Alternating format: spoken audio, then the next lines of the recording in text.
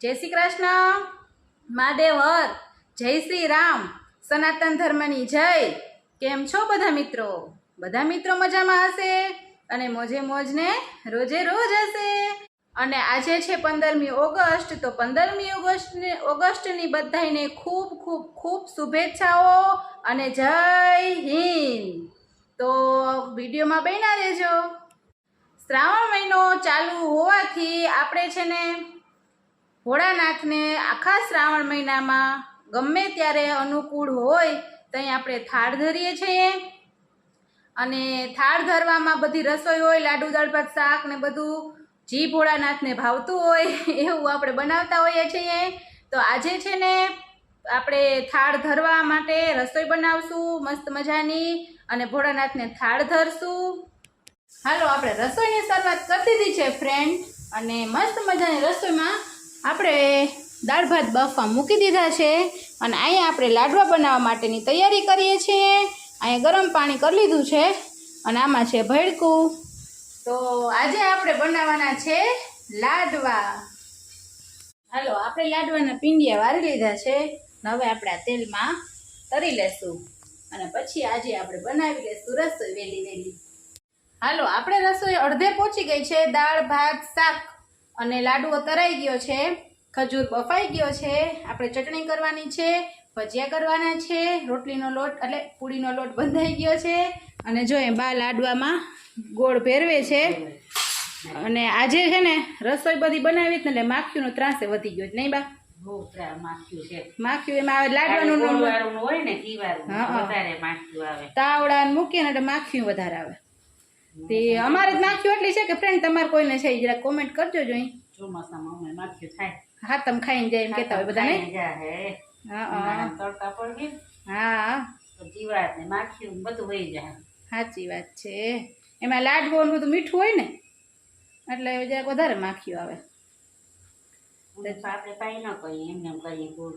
હા આપણે ભૂકો કરીને પછી એમાં ગોળ ભેરવીએ ને પછી એકદમ હારી પર ઘી કકડાવી ગરમ કરીને ઉપર રેડીએ કા પછી લાડવો વારીએ। હા અસલ થાય ત્યાં તો ભટ્ટના લાડવા વખાણે ને બધા એમ કહેતા ને ભટ્ટ જેવા લાડવાના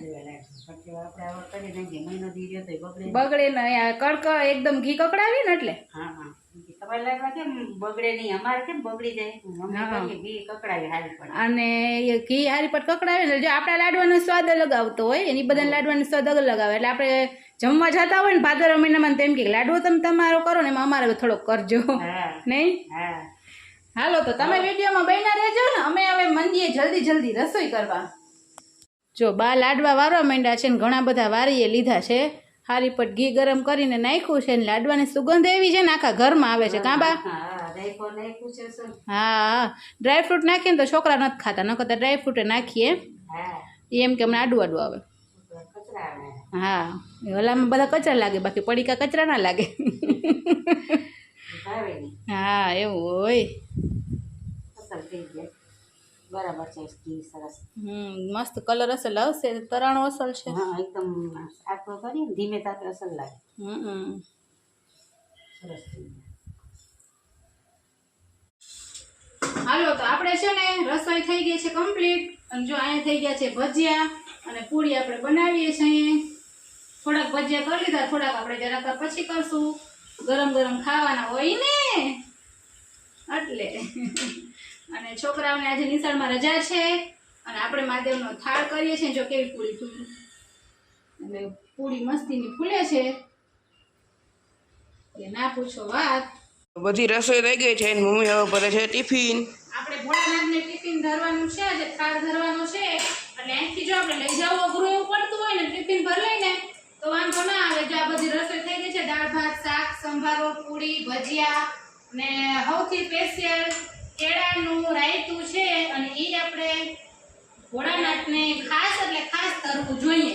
તો કેળાનું રાયતું ભોળાનાથનું પ્રિય છે એટલે એ તો આપણે થાળ ધરતા હોય ને તે બનાવવાનું જ હોય। બાકી ભજીયા પૂરી લાડવો દાળ ભાત શાક સંભારો ભજીયા ચટણી અને રાયતું એ ખાસ હોય બધું રસોઈ થાળની, તો એ આપણે બનાવી અને કમ્પ્લીટ કરી લીધી છે। અને જો અહીંયા આપણે ભગવાનના ઘરમાં આપણે નિજ મંદિરમાં ઠાકોરજી હોય તો એને આપણે થાળ ધરવાનો હોય તો એ થાળની થાળી આપણે તૈયાર કરી લીધી છે અને હવે આપણે છે ને આ ભોળાનાથને થાળ ધરવા જાશું. હાલો આપણે આવી ગયા છે ભોળાનાથને થાળ ધરવા મહાદેવના મંદિરે આવી ગયા છે અને જો ભાવેશ આવી રીતે બધું ભોળાનાથને થાળ ધરવાની તૈયારી કરે છે.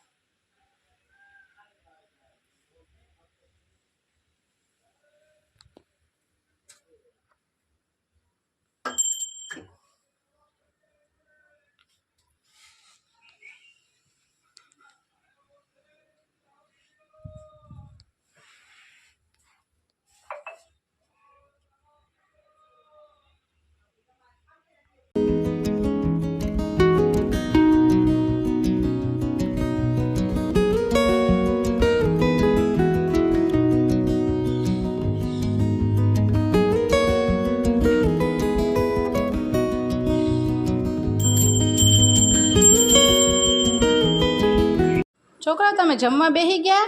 હા કેવી રસોઈ બની છે? બહુ સરસ મોજ પડી ગઈ ને આજ તક? હા હમ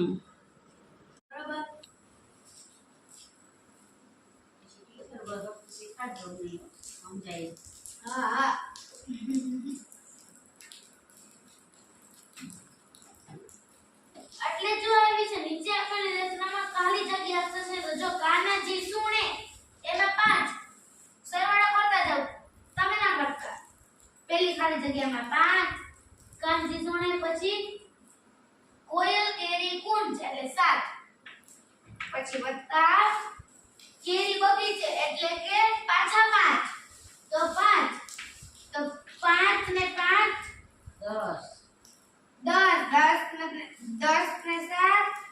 17